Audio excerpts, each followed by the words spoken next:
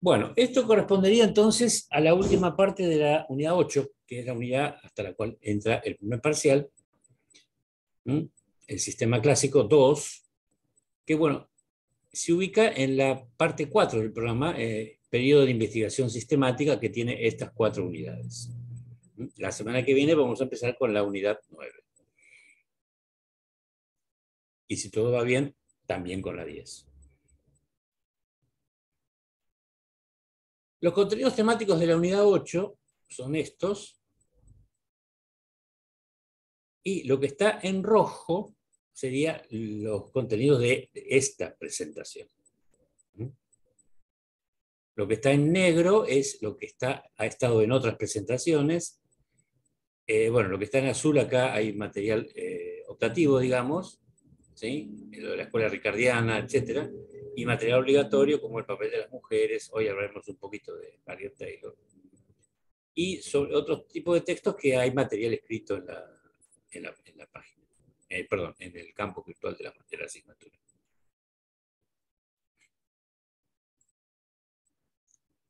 Bueno, John Stuart Mill. Ahí tenemos una foto típica de él, y este sí es un retrato, seguramente de la década de 1860. Vivió entre 1806 y 1873, o sea que nace el año en que se produce la primera revolución inglesa, la primera invasión inglesa al Río de la Plata. Había nacido en Londres, en un suburbio, y era hijo de James Mill, que vivió entre 1773 y 1836. Este año es importante porque fallece el padre de John Stuart cuando él cumple los 30 años. James Mill era periodista, economista, publicista, filósofo. Había sido educado en Escocia, era de origen escocés, gracias al mecenazgo de John Stuart, que bueno, se formó como pastor presbiteriano, pero como perdió la fe, nunca ejerció la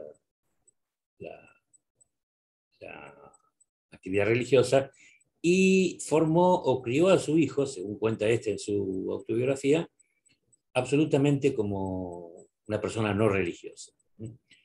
Uno de los últimos textos que va a escribir John Stuart, que recién se van a publicar póstumamente, es justamente sobre las religiones.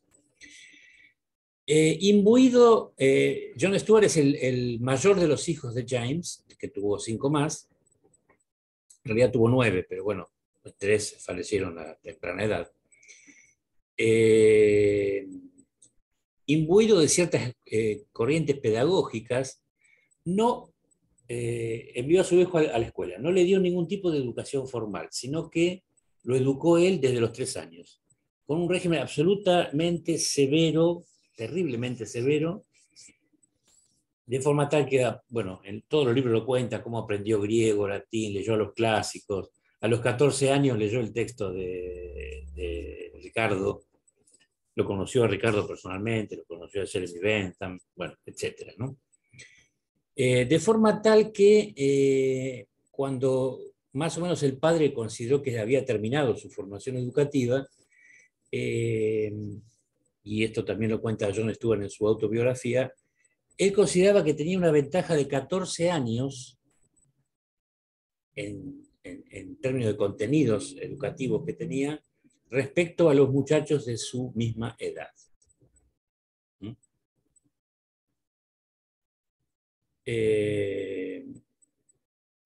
Hizo un viaje en su adolescencia a Francia, invitado por el hermano de Jeremy Bentham, y en ese viaje conoció a Jean-Baptiste Say y a Saint-Simon, al conde de Saint-Simon.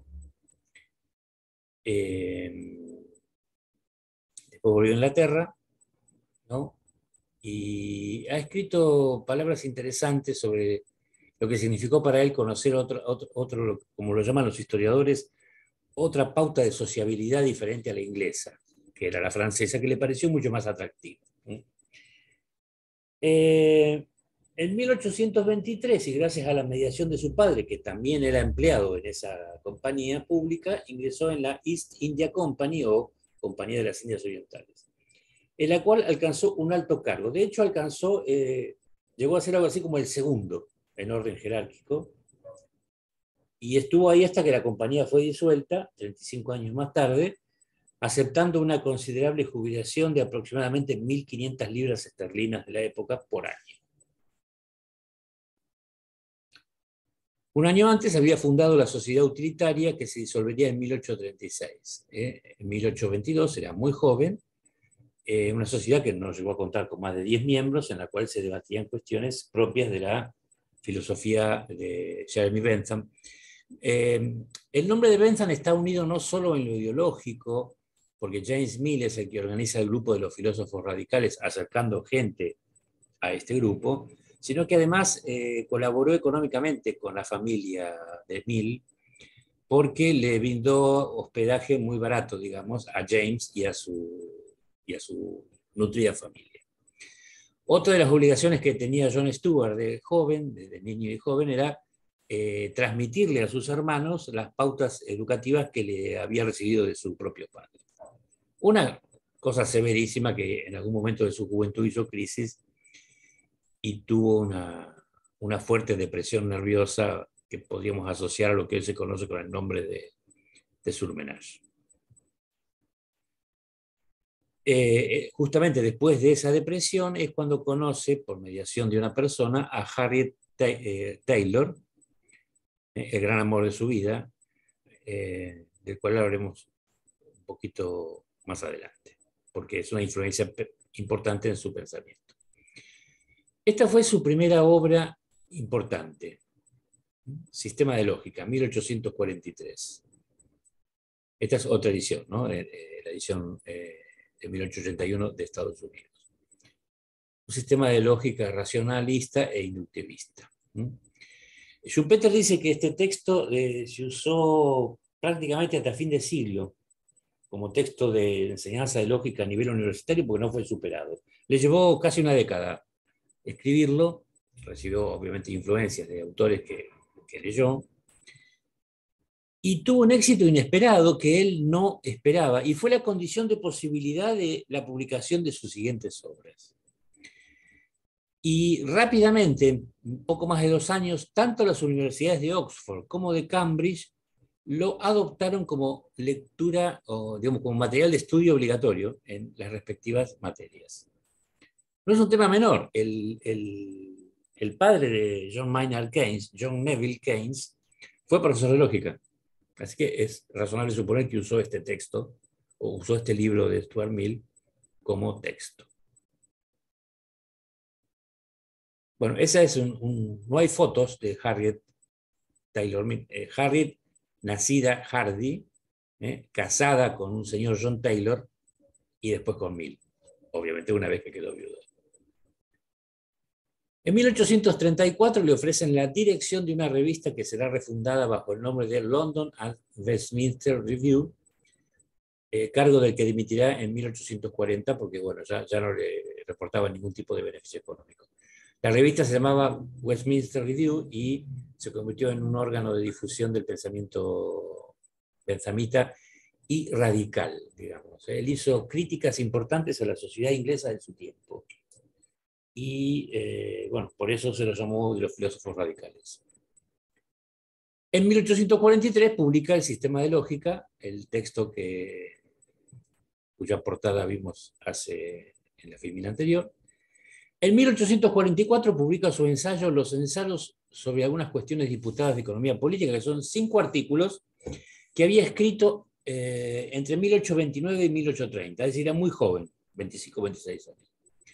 Y que salvo el quinto y último artículo que ustedes conocen porque lo vieron en la materia correlativa en economía política, sobre la definición de economía política, no habían sido publicados nunca. El texto sobre la definición de economía política había sido publicado en 1836. La publicación de estos ensayos fue posible por el éxito que había tenido con el sistema de lógica. Y en 1848 publica Los Principios de Economía Política, que es como la obra cumbre de la escuela clásica. Bueno, tras el fallecimiento de su anterior marido en 1849, en 1851, es decir, 20 años después de conocerse, Harriet se casa con John Stuart, aunque ella fallecerá pocos años después, en 1858. O sea que la felicidad conyugal duró poco tiempo. Ahora, ¿qué pasó en esos 20 años? Solo podemos hacer conjeturas, digamos. Una amistad escandalosa, como dice el texto que después veremos nosotros, si fueron amantes o si había una homenaje a trois entre John Stuart Harriet y su marido, que después se separó de su mujer, no lo sabemos. Tampoco nos interesa, digamos. Aquí tenemos la portada de Los principios de economía política, con algunas de sus aplicaciones de la filosofía social. Lleva ese complemento en el título.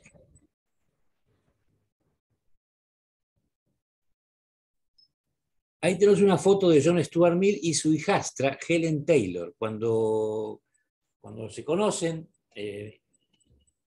Harriet era un año menor que John Stuart. Cuando se conocen, ella ya tenía 2 hijas. No sé qué pasó con la otra, no pude encontrar referencia, pero Helen, que le sobrevivió y que después fue un apoyo importante para John Stuart después de que él quedó viudo, fue una feminista también por derecho propio. Y obviamente llevaba el apellido paterno Taylor. En 1859 publica su libro On Liberty, es decir, un año después de la muerte de Harriet, aunque se supone que la obra fue una elaboración común entre Harriet y John Stuart. En 1861 publica Consideraciones sobre el gobierno representativo. En 1863 publica El utilitarismo, donde de alguna manera presenta una versión reformada del utilitarismo de Jeremy Bentham, ya había fallecido hacía muchos años. No sé si lo dije, creo que no. Bentham fue el padrino de John Stuart. Y a su vez John Stuart fue el padrino del que después sería el filósofo Bertrand Russell.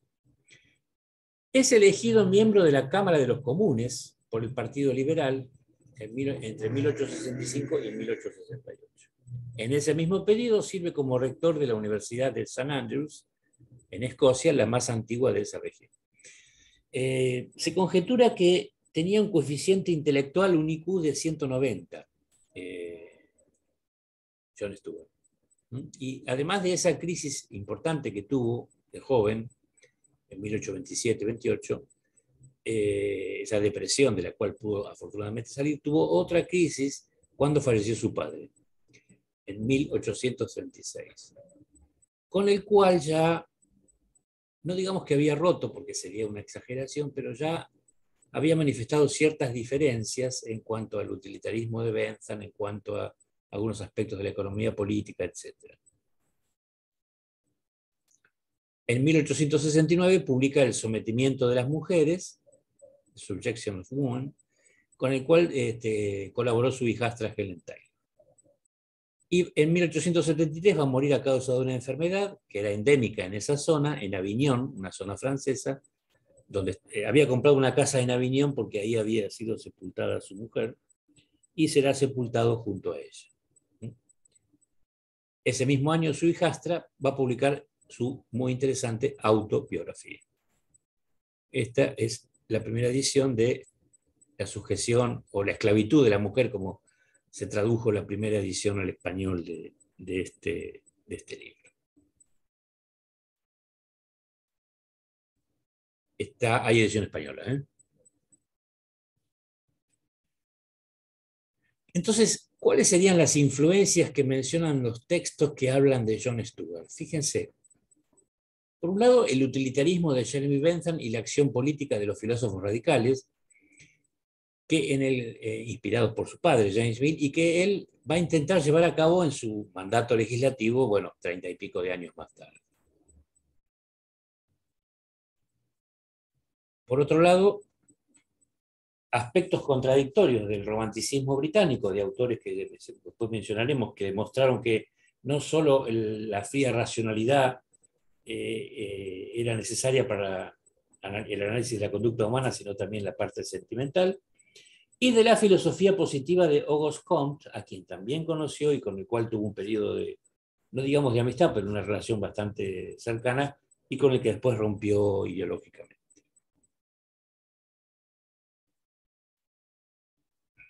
Obviamente las obras económicas de Smith, de Ricardo y de su padre, James Mill, y las ideas del socialismo utópico francés, particularmente las del conde de Saint-Simon, que en parte fue por influencia de su mujer, Harriet Taylor, que en algunos sentidos era más radical que, que John Stuart, pero también por, bueno, por su propia observación de lo que pasaba en la realidad socioeconómica británica. Algunos textos también mencionan la influencia de Fourier en la vida, en el pensamiento de Harriet, y es razonable porque Fourier, de todos los socialistas anteriores a Marx, es el más feminista de todos. Digamos. De hecho, la frase famosa que el grado de progreso de una sociedad se mide por el rol de la mujer en la misma es de Fourier.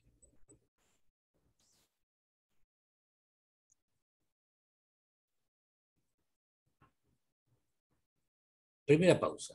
¿Preguntas, comentarios, opiniones?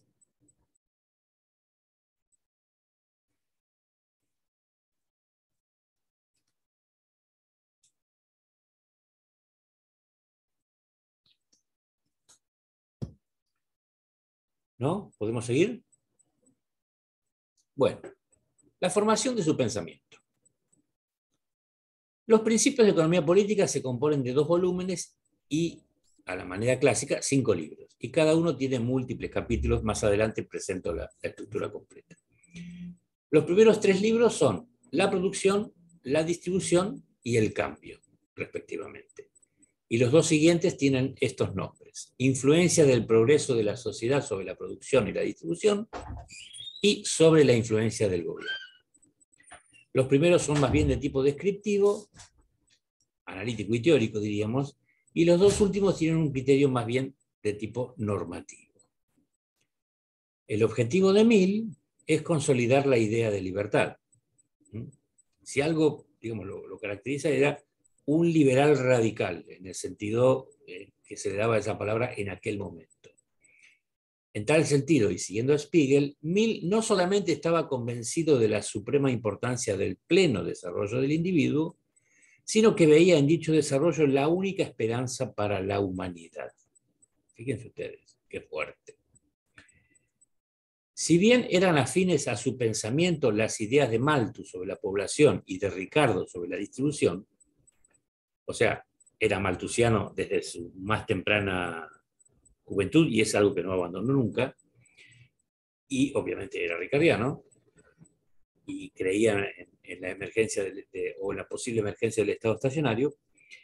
Sin embargo, esas ideas no le impidieron concluir que el hombre podía regenerar su situación frente al dilema de la población, el salario de subsistencia, el estado estacionario y otros rasgos de la economía clásica en la que hablemos.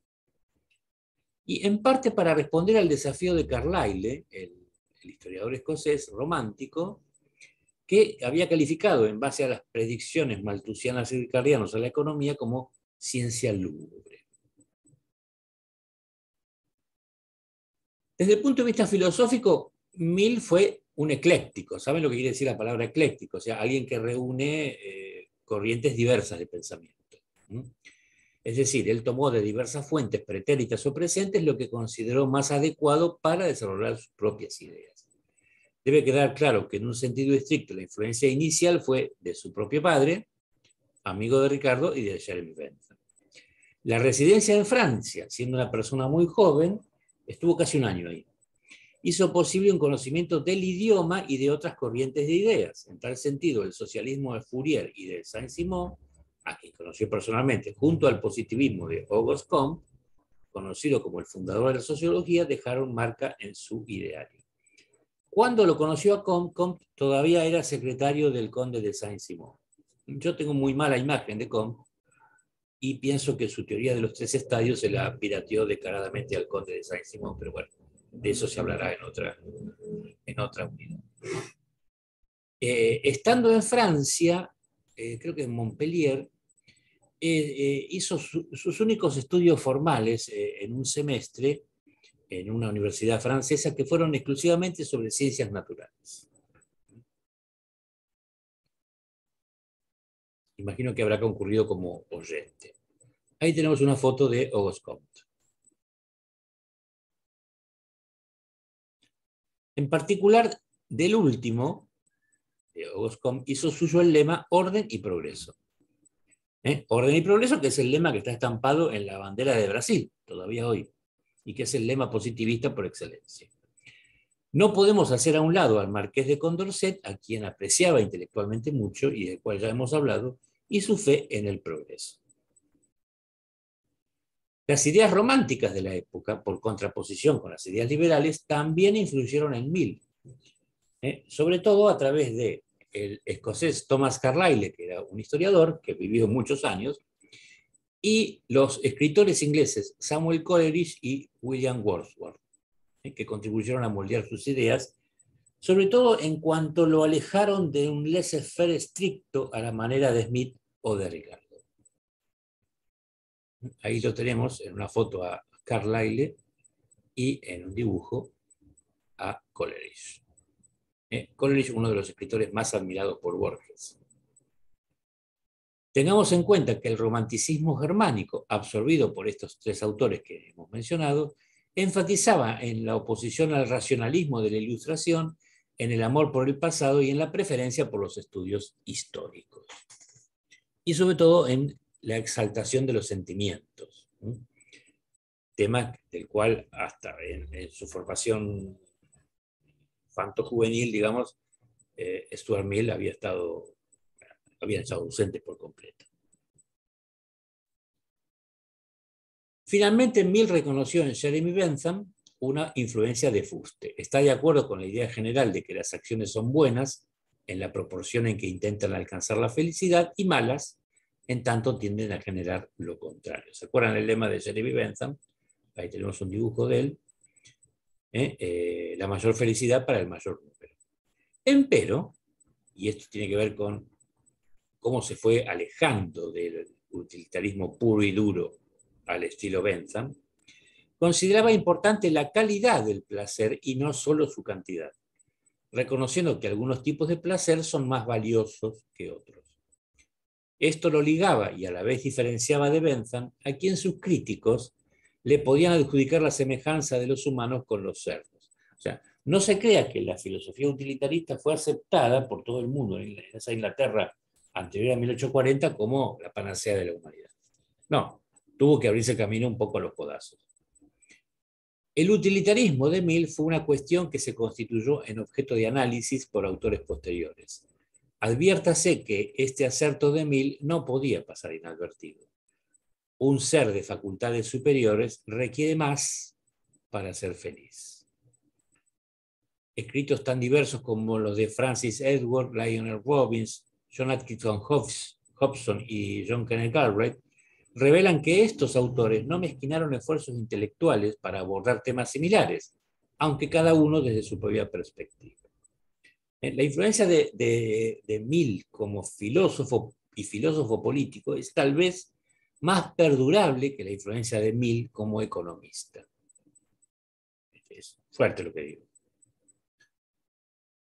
Queda una última influencia, la cual desde el flanco intelectual tuvo su impronta, aunque tal vez exagerada por el propio Mill, por lo que surge de su autobiografía. Significó también una presencia emocional muy relevante su propia esposa, Harriet Taylor, quien aportó contribuciones desde su postura vinculada al feminismo y próxima al socialismo. Nacida como Harriet Hardy en Walworth, al sur de Londres, fueron sus padres Harriet y Thomas Hardy, un cirujano. Harriet también fue educada en su casa y expresó un temprano interés en escribir poesía. Quizás sea importante mencionar que se educó en una casa devota del unitarismo, que era una corriente divergente del protestantismo británico. Se casó con John Taylor en 1826, a los 19 años, es decir, 5 años antes de conocer a John Stuart, y tuvo con él 2 hijos y una hija. Herbert, Algernon y Helen, quien posteriormente fue una reconocida feminista. En 1831 conoció a John Stuart Mill. No fue un encuentro casual. El encuentro fue planeado por el líder de la congregación unitarista de Harriet, el teólogo William Johnson Fox, quien animaba una tertulia liberal y feminista en su casa. A ver, no pensemos en el feminismo moderno, feminismo de ese momento, digamos. John Taylor, el propio John Taylor, el marido de Harriet, invitó a Mill a cenar debido al interés mutuo de su esposa en los derechos de las mujeres. Taylor ya no solo escribía poesía, sino que estaba interesada en la reforma social, una de las cosas que también van a ser del interés de John Stuart Mill. Cuando se habla de él en los diccionarios o en los textos, dice John Stuart Mill, filósofo, economista, reformador social. En el momento en que conoció a Mill, ella estaba escribiendo, o comenzó a escribir, una serie de artículos que permanecieron inéditos, recién en el siglo XX se publicaron, sobre los derechos de las mujeres, la ética, la tolerancia y el matrimonio. Ella, casada, y él soltero, esto lo dice Mario, mantuvieron una relación de afecto mutuo bastante mal vista dentro de la moral victoriana. La época victoriana es la época entre 1837 y 1901 en que gobierna, o reina, mejor dicho, el Reino Unido, la reina Victoria. Y que John Taylor no toleró. Y bueno, claro. Pese a lo cual siempre mantuvo relación epistolar con su distanciada mujer. En 1833, es decir, 2 años después de conocer a John Stuart, Harriet estableció su residencia en una casa ajena a la de John Taylor. En 1849, John falleció de cáncer. Hay que mencionar que John, como era muy frecuente en los matrimonios ingleses de esa época, le llevaba muchos años a Harriet. Y Harriet entonces se casó en 1850, acá está mal, en 1851, con John Stuart Mill, en quien ejerció una influencia perdurable y declarada por el mismo filósofo, en particular en sus ideas feministas. Harriet Taylor escribió varios ensayos, pero pocos llegaron a publicarse en vida, porque muchos, bueno, esto vaya uno a saber, no estaban destinados a publicarse, o tal vez no hubieran sido tolerados en ese momento. Por ejemplo, su ensayo sobre el matrimonio de 1834 solo estaba dirigido a John Stuart Mill. Preside su obra el deseo de establecer la igualdad definitiva entre hombre y mujer en educación, matrimonio y ante la ley. Es evidente que sus ideas influyeron fuertemente en el feminismo de Mill, algo que él mismo declaró principalmente en La sujeción de la mujer. Pero las ideas de Harriet son más radicales que las de su segundo marido e incluso llegó a aproximarse al socialismo. Aquí tenemos, vamos a ampliar la imagen,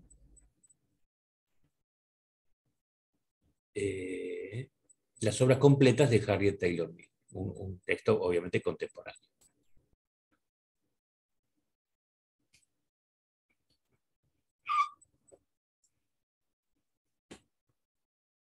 El trabajo principal de Harriet, esto sería La emancipación de la mujer, se publicó en el Westminster Review, o sea, en la revista que había dirigido John Stuart, pero que después recuperó su nombre original, en 1851, aunque firmado por John Stuart. En él promueve que las mujeres accedan a los mismos trabajos que los hombres y que mujeres y hombres no vivan en esferas separadas en cuanto al ámbito de la sociabilidad, ¿no? Multiplicó además las cartas al director en que protesta contra las desigualdades de género o las brutalidades conyugales apenas castigadas por los tribunales. Harriet Taylor sufrió de problemas de salud que afectaban su sistema nervioso y respiratorio. Y desde 1841 fue perdiendo paulatinamente la facultad de usar sus piernas. Falleció de un colapso respiratorio el 3 de noviembre de 1858, muy joven. Este es un texto fundamental para conocer bastante bien la relación entre ambos, que fue escrito por Paul Hayek. The Friendship, o sea, la amistad y el subsiguiente matrimonio entre John Stuart Mill y Harriet Taylor. O sea, hizo una investigación con Hayek al respecto. ¿Cuál es el contexto de producción de la obra de John Stuart Mill? El constante interés por los asuntos sociales y políticos persuadió a John Stuart a aceptar en 1865, ya era viudo, La propuesta de parte de un grupo del Partido Liberal, que era una coalición formada por los Whigs tradicionales y el Partido Radical, que se había formado, lo que quedaba, digamos, del radicalismo fundado por su padre, de presentar su candidatura a las elecciones a miembro de la Cámara de los Comunes. Antes no había podido hacerlo por ser incompatible con su empleo de funcionario público en la Compañía de las Indias Orientales. Y supongo que por sus múltiples actividades y su compromiso con Harriet, eh, bueno, y porque ya había habido una reforma electoral. Previo al momento de aceptar su candidatura, aclaró que no se dejaría manipular por los intereses partidarios y que solo defendería sus convicciones más profundas, a saber, la ampliación del sufragio hasta incluir el femenino y en general la mejora de las clases trabajadoras. Esta es una caricatura que uno pone en internet imágenes de John Stuart Mill y aparece siempre esta imagen. Este que está acá, este chiquitito, este es John Stuart Mill. Y fíjense la actualidad de la caricatura. Fue hecha en la segunda mitad de la década de 1860, o sea, mientras él era diputado seguramente, en la que, como en tantas otras de la época victoriana, se hacía escarnio de John Stuart Mill por defender la abolición de la esclavitud, el sufragio universal y los derechos de las mujeres. Pero sobre todo se le satirizó por haber propuesto en Westminster la sustitución de toda referencia al término hombre por el de persona en el debate de la ley de reforma electoral, hecho al que alude el dibujo, con el comentario que lo acompaña, que está acá abajo: hagan el favor de dejar paso a estas personas. Y viene con estas mujeres, digamos, encabezando esta delegación de mujeres, y le pide paso a los hombres. Así se divertían los ingleses en ese momento.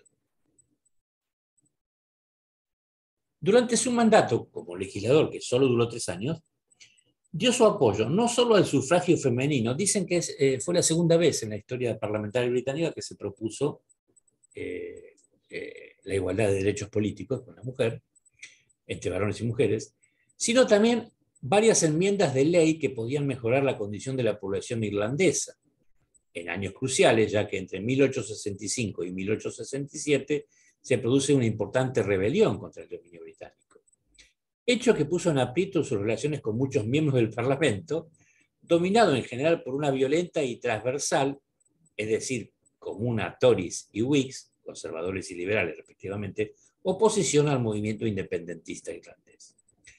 Aparte de las cuestiones que afectaban a Irlanda y a las clases trabajadoras, su única aportación a los debates fue un discurso sobre la ley de reforma de Disraeli, que era el primer ministro en ese momento, y fue el primer ministro judío, en que sostenía el derecho al sufragio de las clases trabajadoras. Reforma que no se dio en ese momento, sino que demoró todavía varias décadas. En las siguientes elecciones realizadas en 1868 bajo la nueva ley, no fue reelegido. Se retiró a Francia a escribir y a completar su autobiografía, que fue publicada póstumamente, como ya se expresara. Aquí tenemos la edición en español de su autobiografía.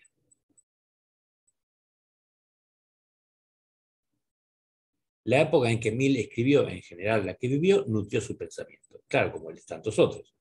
Sin agotar las características del contexto, resaltemos las leyes de cereales, que tuvieron vigencia entre 1815 y 1846, caricaturizadas aquí, el oro como medio internacional de pagos, la idea del laissez-faire, que no resultaba beneficiosa para partes no aventajadas de la población, como él descubrió,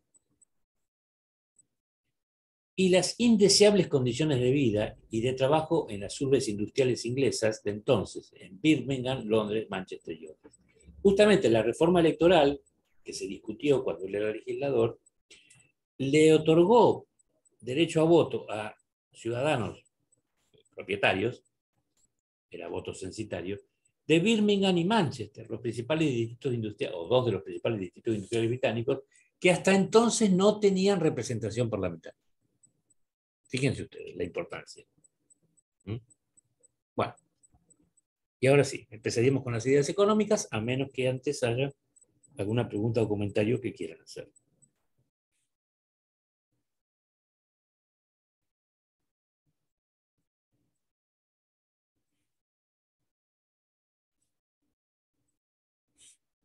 ¿No? Bueno, seguimos entonces. En las primeras páginas de su máxima obra, es decir, Los Principios, Mill distinguió un aspecto fundamental entre producción y distribución. A su juicio, que por otra parte mereció críticas de sus exégetas, es decir, de sus intérpretes, los principios regulables de la producción de riqueza están basados en las leyes de las ciencias naturales, ajenas a la voluntad del ser humano. En tanto que, a diferencia de las leyes de producción, las leyes de distribución son instituciones humanas y por ello susceptibles de cambios. Las leyes de la producción son entonces invariables, dadas por las condiciones técnicas, según Blau, están gobernadas por la naturaleza, verdades físicas, y constituyen el campo estricto de estudio de la economía. Por ejemplo, la tacañería de la naturaleza que pone un límite a la producción de alimentos. Esa tacañería que estaría manifestada en la famosa ley de los rendimientos decrecientes de la tierra. Las leyes de la distribución, en tanto, son instituciones humanas basadas en valores, costumbres y gustos de las personas. Y su explicación no solo está en el ámbito de nuestra disciplina, sino dentro del propio de otras, como podría ser la historia. Acá tenemos una influencia de los románticos y de Carlyle.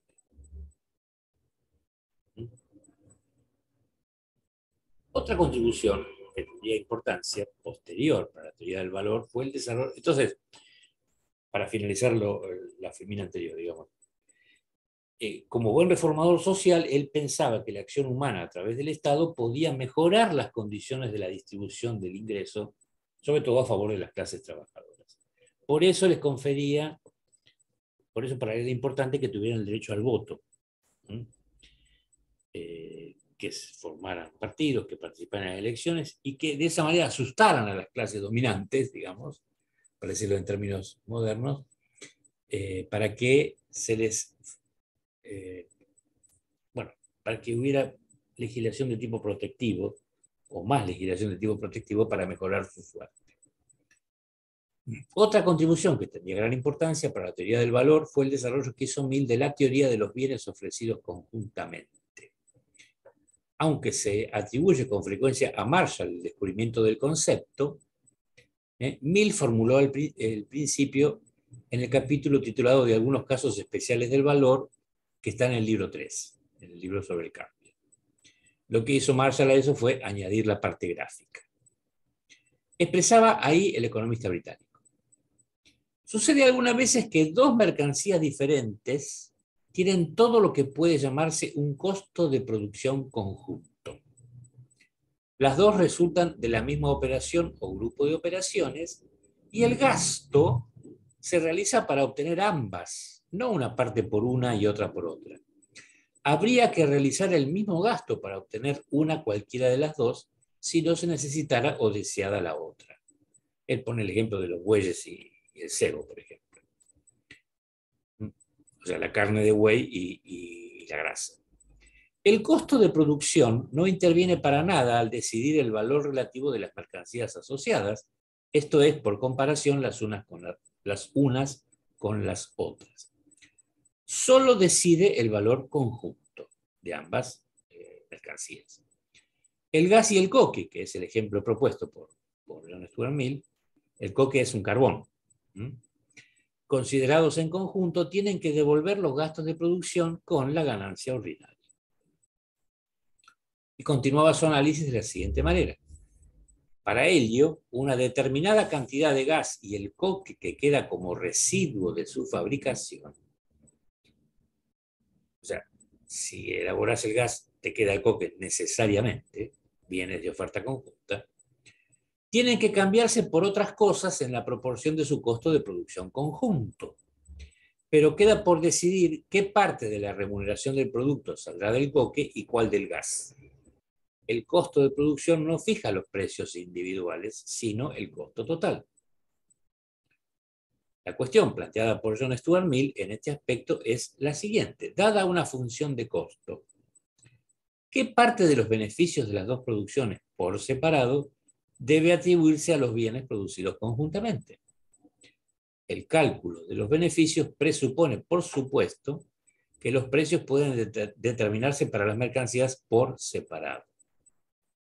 Las directivas de Mill para determinar un equilibrio eran explícitas. ¿Cuál es la solución de Mill?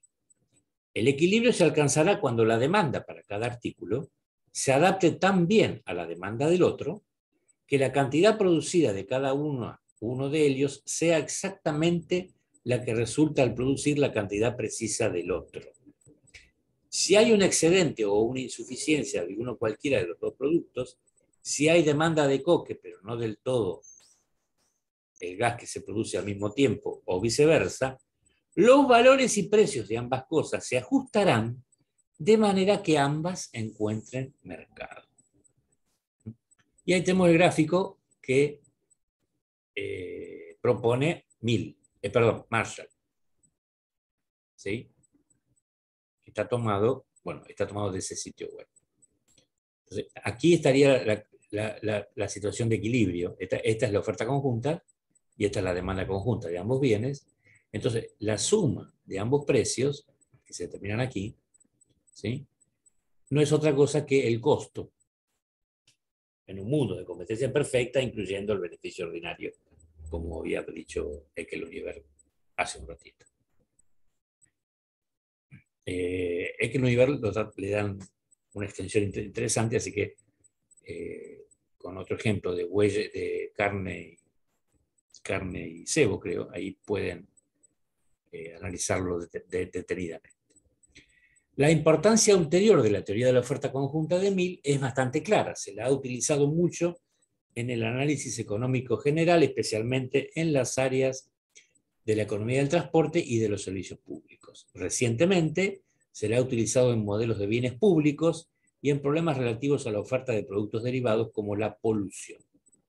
La teoría de la oferta conjunta de Mill fue en suma una contribución de gran significación para el análisis económico, digamos, de la corriente principal, sobre todo. En lo que, por otro lado, podríamos denominar la economía normativa de John Stuart Mill, que de alguna manera está concentrada en los últimos dos libros de los principios, este advirtió la importancia del papel civilizador del Estado como propulsor de mejoras en los servicios educativos. En ese sentido, continuaba con la mejor tradición smithiana. Elevados los gustos y las aspiraciones populares, se desvanecía el fantasma malthusiano de la población. ¿Por qué? Bueno, porque la población educada podía limitar el número de hijos que traía el mundo. Con lo cual el crecimiento exponencial de la población podía evitarse. Por otro lado, los gobiernos podrían llevar adelante una importante función estabilizadora, dado que era probable que el descenso de las tasas de beneficio estuviese ligada a especulaciones que llevaran a despilfarros involuntarios de capital. Entonces, ¿qué se hacía con eso? Aplicar impuestos. Los impuestos debían recoger los fondos potencialmente invertibles y utilizarlos para financiar proyectos socialmente beneficiosos. O sea, no era enemigo de que el Estado llevara a cabo cierto tipo de obras públicas, digamos.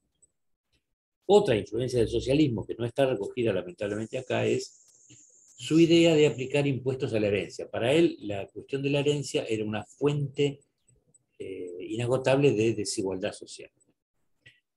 Finalmente, si parte del ahorro interno se canalizase hacia la inversión en el extranjero, se daría lugar a una doble situación ventajosa. Se frenaría la erosión de las tasas de beneficio, que ustedes saben conllevan al Estado estacionario, y las exportaciones de capital podrían dedicarse a desarrollar fuentes de alimentos y materias primas baratas para proveer al país prestamista.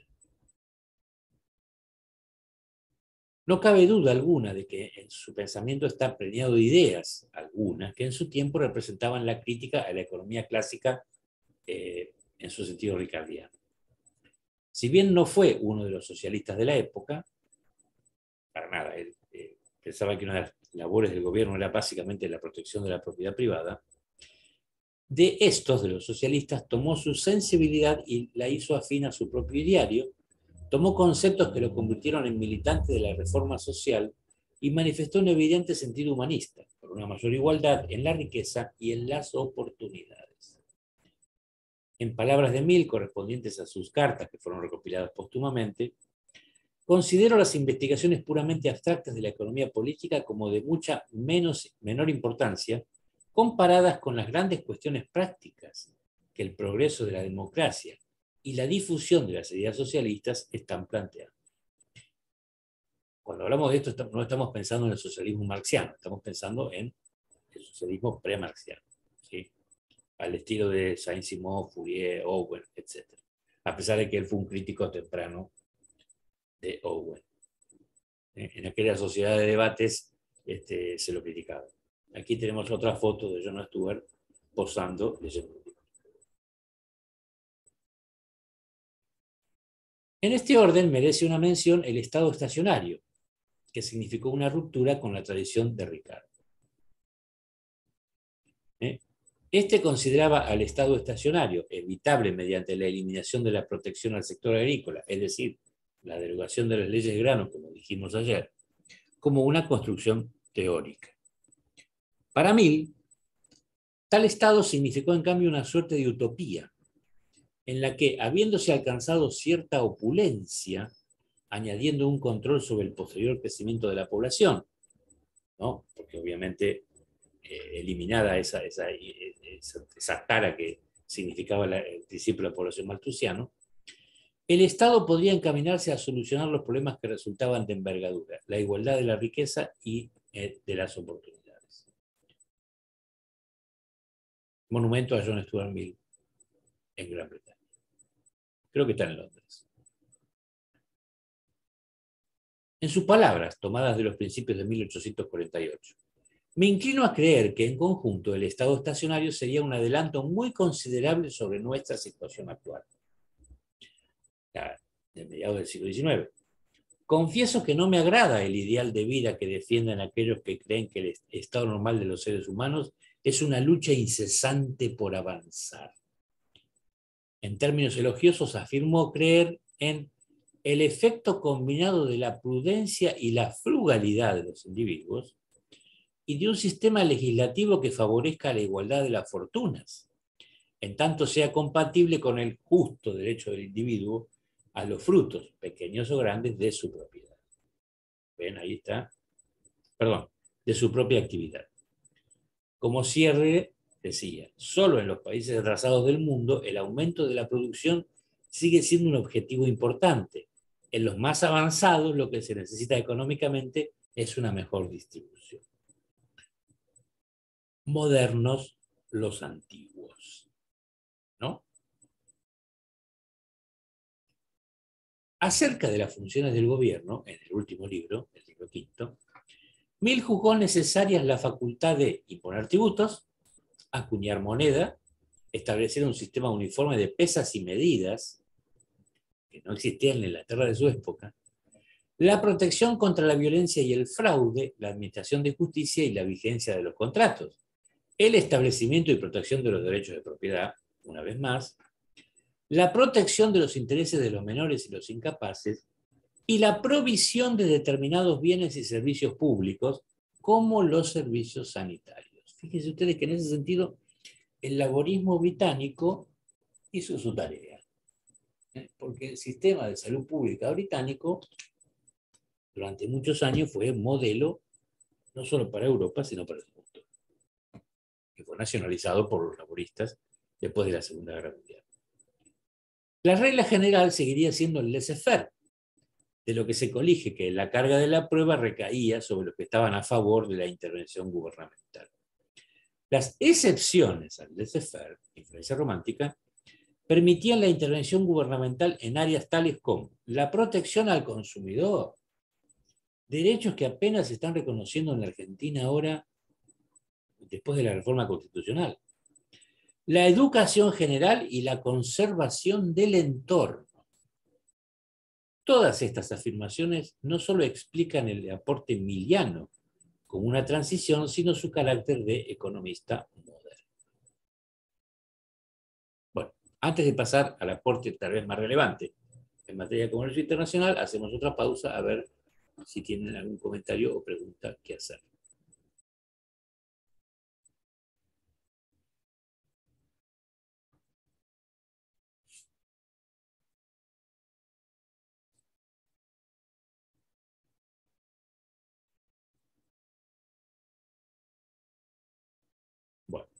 tomar eso como un no. En el campo del comercio internacional hallamos la contribución de mayor envergadura. De hecho, la idea básica de esta aportación que vamos a mencionar aparece en uno de los 5 ensayos que él escribió a los 25 o 26 años y que publicó en 1844, pero obviamente la desarrolló con más extensión en los principios. Como un desarrollo posterior a la propia de Ricardo, Mill intentó analizar cómo se dividían las ganancias entre las partes involucradas en el comercio exterior. La teoría de la demanda recíproca plantea que en el equilibrio las cantidades de importación demandadas serán iguales a las cantidades de exportación ofrecidas. Esto no es del todo correcto. Estamos hablando de valores, ¿no? O sea, lo que hace Mill es agregarle a la teoría ricardiana de las ventajas comparativas el rol de la demanda, que en Ricardo había estado por completo ausente.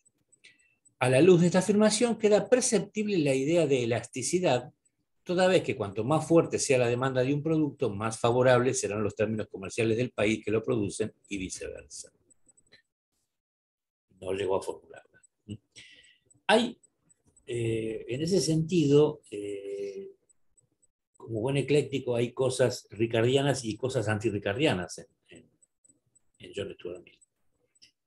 Por eso Schumpeter rescata lo que él llama una línea Ricardo-Mill-Marshall, ¿sí? Donde de alguna manera Mill es un elemento, un nexo entre ambos autores, pero también es como una especie de correa de transmisión, no solo una correa de transmisión, sino un anticipador de cosas que después Marshall va a desarrollar. Y téngase presente que cuando Marshall, en ese momento muy joven, nació en 1842, comienza a leer economía, el primer texto que lee, obviamente, es el texto ricardiano, perdón, el texto de John Stuart Mill, que era en ese momento el manual por el cual se aprendía economía en la academia.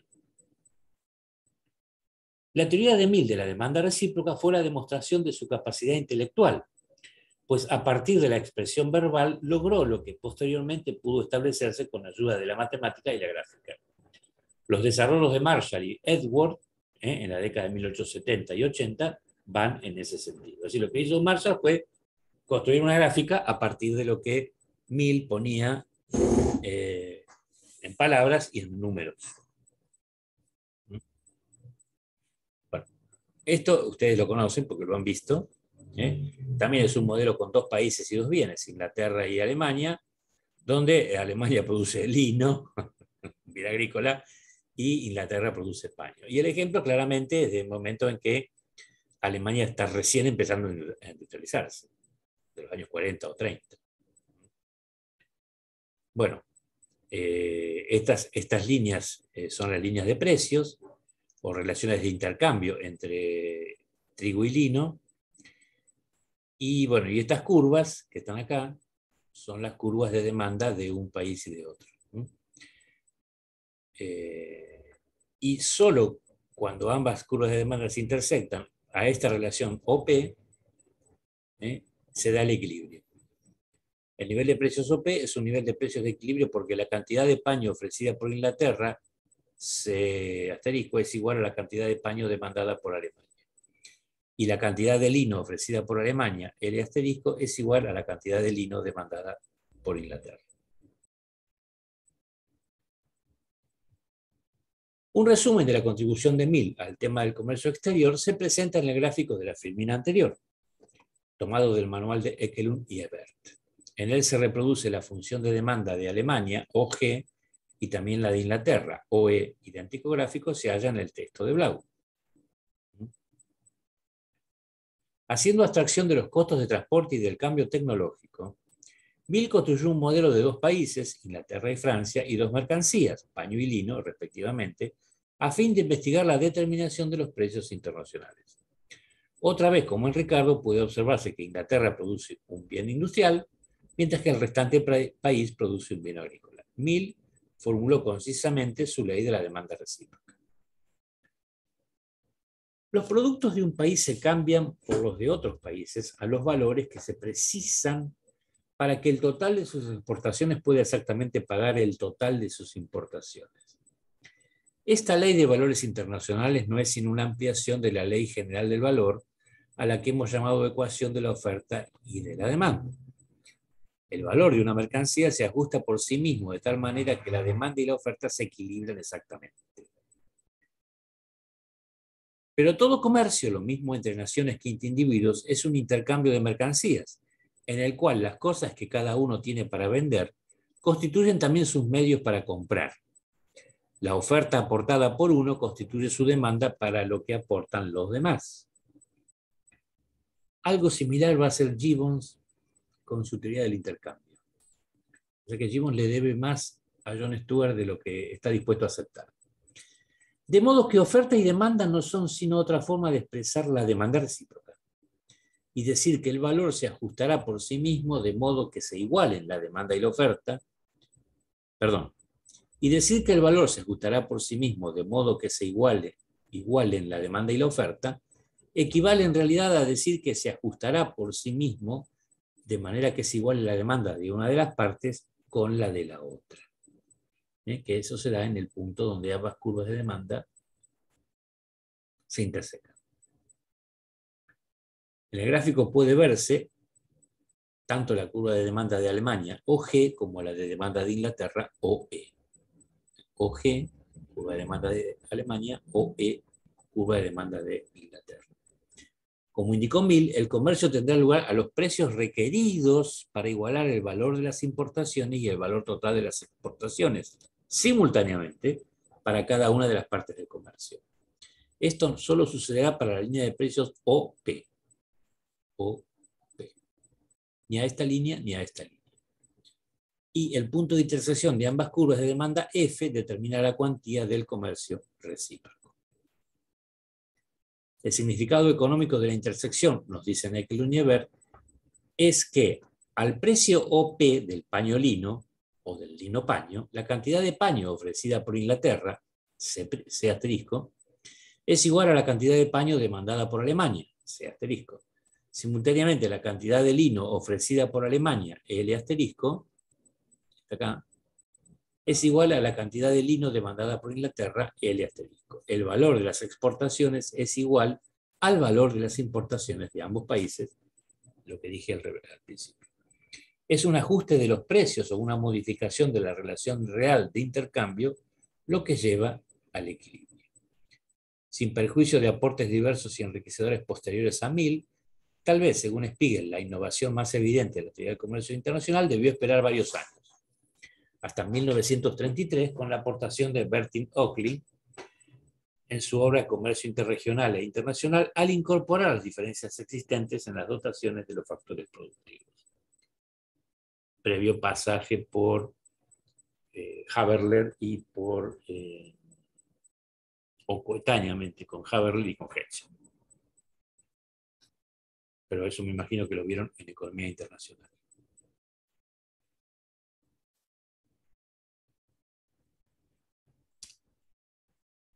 La doctrina clásica, otra cuestión importante, en Mill, sobre todo por algo que hizo casi al final de su vida.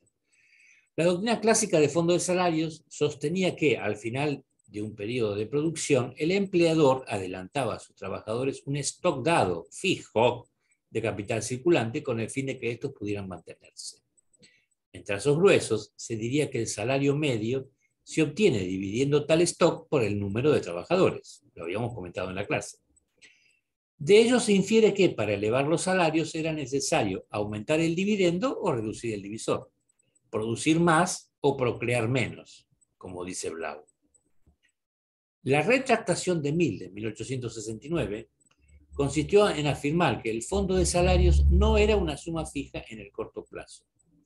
Antes bien, podía aumentar hasta un límite superior mediante rebajas voluntarias de los beneficios del empleador a fin de gastar más en trabajo o, entre otras razones, por presiones sindicales. Es probable que la retractación haya sido multicausal. Algunas observaciones críticas al respecto de William Thornton, el tardío pero sincero compromiso de Mill con la reforma social, la influencia de su esposa y la propia de Conway. Son demasiadas causas. En realidad es un poco más trivial. hace una recensión escrita de un texto sobre cuestiones salariales, que constituye una crítica a la teoría clásica del fondo de los salarios, donde también se menciona la acción de los sindicatos con la influencia que tienen en la cuantía del mismo y cómo la presión de los mismos podría hacer que el fondo no fuera fijo, sino que fuera variable. Eso fue casi el canto del cisne, digamos, de la escuela clásica. Y fue 2 años antes de que apareciera el texto de Gibbons. Este es el plan de la obra de Principios de Economía. Fíjense, libro 1, la producción, 13 capítulos. Libro 2, la distribución, 16 capítulos. Libro 3, el cambio, 26. Este es el más extenso. Libro 4, 7 capítulos. Y libro 5, 11 capítulos. Son más de 50 capítulos. Ediciones. Primera en 1848, segunda en 1849, tercera en 1852. Cuarta edición en 1857. Quinta en 1862, sexta en 1865. Acá está mal, acá también es 1860. El mismo año hace renuncia a los derechos de autor y hace una edición popular para que fuera más barata y pudiera ser comprada por los sectores trabajadores a los cuales Emil quería llegar. Perdónenme, es 1865. Y la séptima edición, publicada 2 años antes de su muerte, en 1871. Cada edición tiene modificaciones, añadidos, quitas, etcétera, etcétera. La edición en español, que es del Fondo de Cultura Económica, acá la tengo.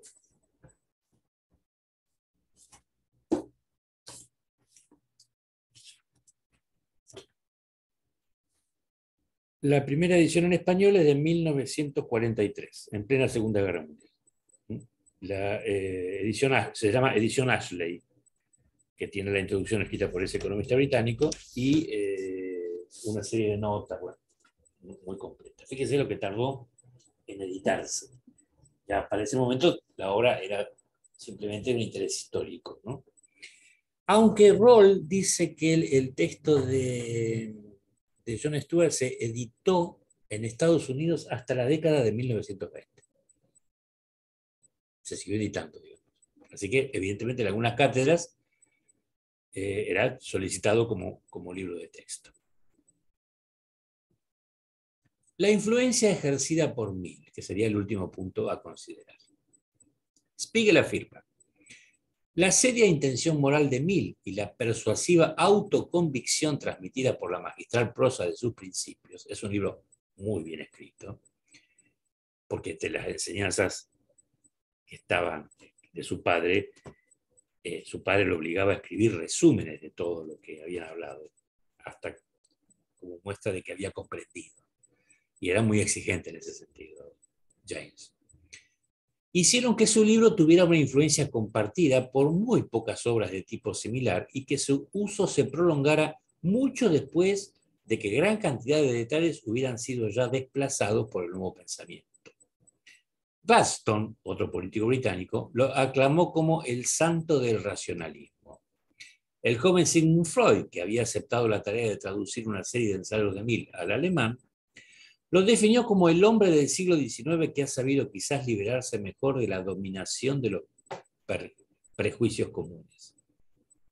Posteriormente, cuando William James, un filósofo norteamericano, publicó su Pragmatismo, su obra más importante, dedicó el libro a la memoria de Mill, del cual yo aprendí, antes que nadie, la pragmática amplitud de mente y al que, si estuviera vivo, mi imaginación gustaría de representar como a nuestro líder. Ahí está William James, que vivió entre 1842 y 1910 y que de alguna manera, lo vamos a ver oportunamente, influyó en otra corriente de pensamiento económico llamada el institucionalismo. Continúa Spiegel diciendo que el carácter extraordinariamente abierto de la mente de Mill y su sensibilidad frente a las tendencias intelectuales de su época le dieron, sin embargo, una cualidad tipo Hamlet, que resultaba poco atractiva para otras mentes menos sensibles y más dogmáticas. A la nueva generación de teóricos que dieron lugar a la revolución marginalista en la década de 1870, su opinión sobre la perfección de la antigua teoría del valor les parecía singularmente mal escogida. Está mal acá.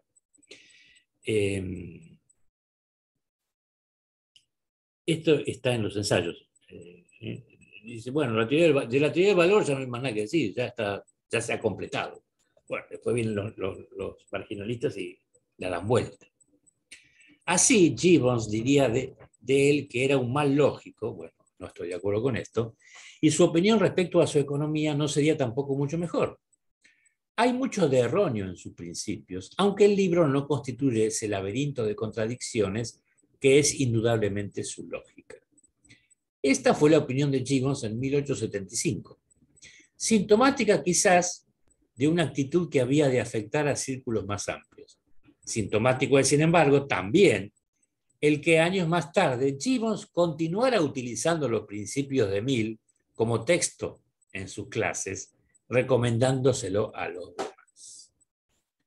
Ahí está Gibbons, que murió tempranamente también en 1882, como veremos.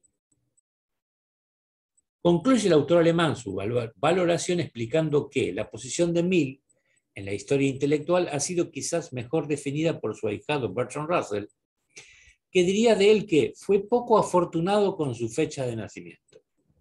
Sus predecesores fueron pioneros en una dirección y sus sucesores en otra. Con Mill, la economía clásica alcanzó su último resplandor para caer pronto bajo la embestida de nuevas ideas. Ahí tenemos a Bertrand Russell, que también vivió muchísimos años. Fíjense, el padrinazgo se ejerció un año antes de la muerte de Jon Stewart, en 1872. Por su parte, Alessandro Roncaglia, el economista italiano, expresa en su obra que, por importante que fuera como economista, exponente del ricardianismo maduro y autor de una autorizada perspectiva general de la doctrina económica de la época, John Stuart Mill fue la luz que guiaba la corriente política del radicalismo filosófico, una línea de pensamiento que tenía su origen en Bentham. En la historia de la cultura política, Mill es la principal referencia de una visión progresista del liberalismo. Dice Roncaglia. Defensor de una democracia en la que las minorías no se vieran aplastadas por la mayoría, como dice en Sobre la libertad de 1859, partidario incondicional de la emancipación de las mujeres y además propagandista del control de nacimientos. Esto fue una continuidad en Jon Stewart desde su juventud hasta su muerte. Abierto a las sugerencias del cooperativismo socialista, de hecho hay un par de capítulos sobre esta cuestión en los principios. Líder del movimiento antiesclavista y antirracista, con su honestidad intelectual y su actitud abierta, fue una figura clave cuya influencia fue más allá de su propia época, como dije hace un rato. De hecho, se peleó con Carlyle, entre otras personas con las cuales se peleó, porque en la guerra civil norteamericana, el grueso de las clases altas inglesas estaban con los estados sudistas, con la Confederación. Y él no podía entender eso, cómo esas personas, inclusive muchos liberales ingleses, estaban con los esclavistas y no con el norte antiesclavista. Eso es un punto de contacto entre John Stuart Mill y Marx. Ya existía la Primera Internacional y le mandaron una nota al presidente Lincoln poco después de que aboliera la esclavitud en Estados Unidos. Desde otra perspectiva, Brew y Grant comentan que Jon Stewart debe aparecer en forma prominente en cualquier historia intelectual, fíjense, no solo del pensamiento económico. Su importancia no se limita a que fue el economista más importante de la escuela clásica, el más grande de los economistas ortodoxos durante las dos generaciones de Ricardo y Marshall. Su primer libro importante lo estableció como un lógico sobresaliente. Los ensayos que publicó demostraron que fue un científico político y filósofo social sobresaliente y un defensor de la forma de vida democrática. Mill cobra mucha importancia como un hombre valeroso y honesto en sus incisivas críticas del statu quo, en su apoyo a las reformas que eran radicales en su época, y en sus contribuciones concretas a la disciplina de la economía. El entusiasmo de Mill, su humanitarismo y su empatía por los pobres y los humildes eran inusuales para uno de los principales teóricos en una ciencia que se ha llegado a conocer por su fría racionalidad y sus predicciones en ocasiones deprimentes. Por último, Screpanti y Samagni, otros autores italianos, acotan que Mill había tratado de reconstruir la tradición smithiana en economía, uniendo dos planteamientos que eran incompatibles: el de la teoría macroeconómica del excedente y el del equilibrio competitivo individualista. Gran parte de las polémicas que tuvieron lugar en los 30 años anteriores a la publicación de los principios de Mill habían surgido precisamente de la dificultad de unir estos dos enfoques. De hecho, a partir de la década de 1870 se separaron completa y definitivamente. La línea ricardiana, por una parte, condujo a la economía marxista; la antirricardiana, por la otra, llevó a la economía neoclásica. Mill, que parecía no haber entendido lo que sucedía, fue acusado de eclecticismo y superficialidad por los teóricos de ambas líneas de pensamiento. Y posteriormente fue olvidado, dice, como economista, no como filósofo político, pero no merece serlo. A renglón seguido afirman que en realidad la obra de Mill es importante porque se sitúa en una encrucijada fundamental de la cultura europea del siglo XIX. En ella se entrecruzan corrientes de pensamiento y problemáticas teóricas que lo colocan a mitad del camino en la larga transición del pensamiento económico clásico al neoclásico, como dije hace un rato. De aquí proviene la impresión del eclecticismo. Sin embargo, las indicaciones de la dirección, una dirección bien definida, en la que parece moverse para hallar las soluciones, son siempre claras, aunque a menudo se ven oscurecidas por referencias teóricas a autores que se mueven en una dirección opuesta.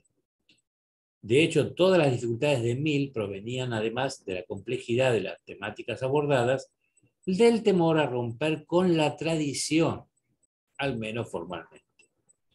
Su trabajo teórico nació de haber visto lo nuevo sin haber tenido el valor de romper con lo viejo. El propio Mill, en su autobiografía, definió su trabajo como un esfuerzo encaminado a construir puentes y despejar calles en las teorías de sus predecesores. De hecho, hay una última referencia que quiero hacer, y es que el propio Marx, que era muy crítico de los economistas que formaban parte de la escuela ricardiana, posteriores a Ricardo, y los llamaba economistas vulgares, separa a John Stuart Mill de esta calificación. Dice que Mill es un caso aparte. Y es muy posible, por alguna referencia en alguna biografía de Marx escrita en la década de 1960, que se hayan conocido al principio del exilio de Marx en Inglaterra.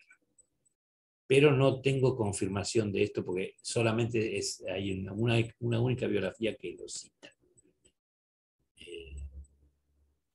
Yo no he encontrado otra confirmación al respecto. Bueno, bibliografía utilizada de carácter general y de profundización.